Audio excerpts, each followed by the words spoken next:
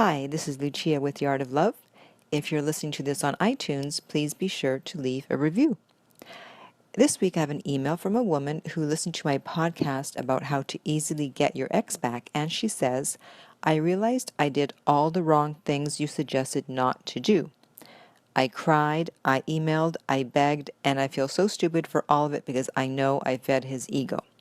Yep, pretty much. When you do all that, the only thing you really accomplish is in feeding the other person's ego and in letting them know that you're not going anywhere and they can just walk away for a week, a month, 2 months, and that you'll still be there waiting for them when they return, if they decide to return. She goes on to say, he's made me feel guilty for all the reasons he wants a divorce. Now, my podcast about how to easily get an ex back was not for married couples. I don't counsel married people. This was if you're dating. So this is a divorce. It's a little something different.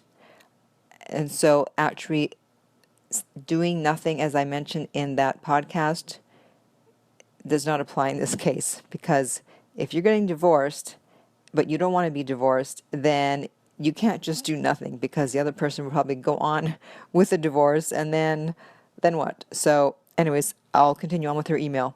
She says, is it too late? If I follow your method now, will I have a chance? We haven't signed for the divorce yet. I just want to know, what can I do at this point? He still texts me from time to time and I fall back into it and text him after a day, of course, but that's probably not enough. From now on, I'll try to do nothing. No, this is totally different. You need to do something.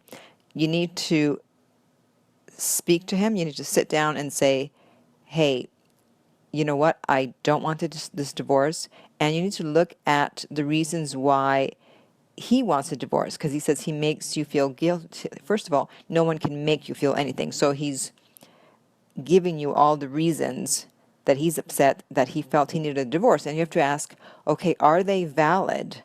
Did I do or not do these things that he's mentioning? And you have to really be honest with yourself and check yourself and see what you did that contributed to the divorce, because people don't usually file for divorce out of the blue just for no reason. He must have his reasons. So you need to look at what you did to contribute, and can you change those things? Are you willing to change those things?